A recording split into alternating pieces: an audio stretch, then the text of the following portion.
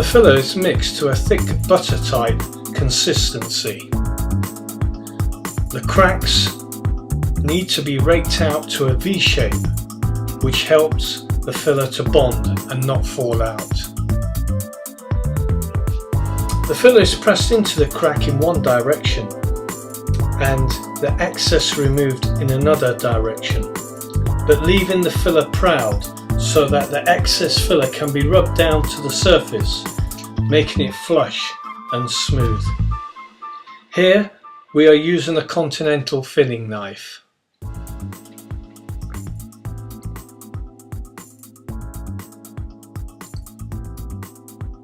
This will take a bit of practice, so don't feel that you're getting it wrong, because any mistakes can be rubbed down and you can refill them. As you can see, there's very little there to be rubbed down. Any very deep holes do need a second fill. So you rub it all down and then fill it. The same technique again.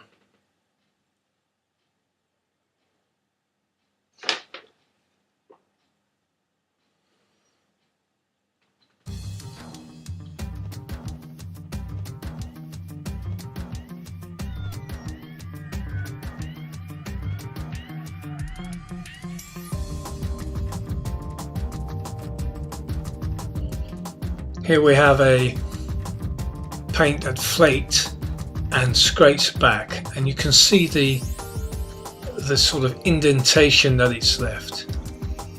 And we've pressed the filler in one direction, and now we shall take it off in another direction. And on the left hand side you can see that the filler hasn't been taken off as it has on the right hand side. Here we have some water defect damage where the plasters come off the ceiling. You can see the mold growth, and that has been washed down with some thin bleach as a fungicidal to kill any bacteria. Now we start filling in one direction, pressing home the filler, and then removing the excess off in another direction.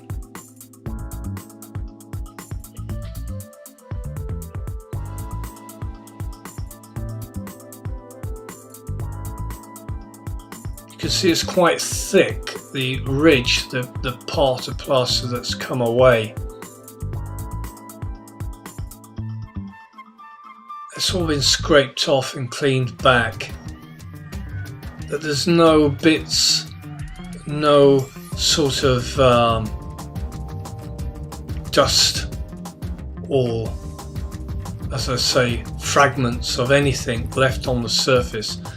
So you can apply that filler by pressing it home and moving in the direction you want it to go to.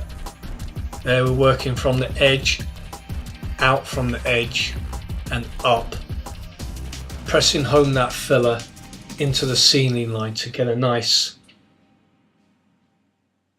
edge.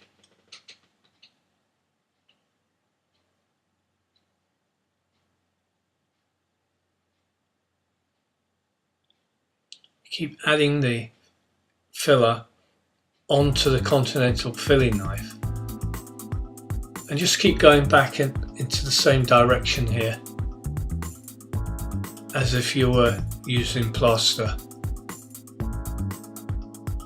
So a very thick edge, but we're building it up by layers of plaster. But what we don't want is any bits like that will sort of cause lines. Again, if it's very deep holes and deep cracks, we would have to second fill.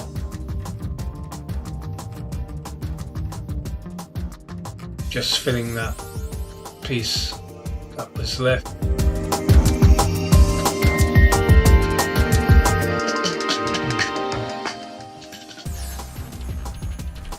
As you can see, the amount of filling that we've done in places Any loose paint has been scraped off and filled.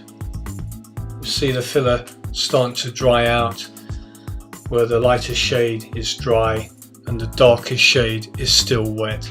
It has to be all uniformed before rubbing down. It has to be totally dry, otherwise you'll end up refilling those areas that are not quite fully dry.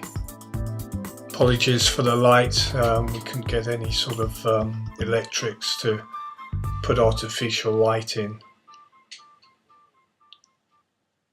But never skimp on the preparation, because no prep, no pro finish, no prep, no gain.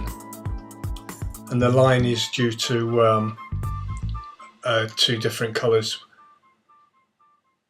Thank you for watching.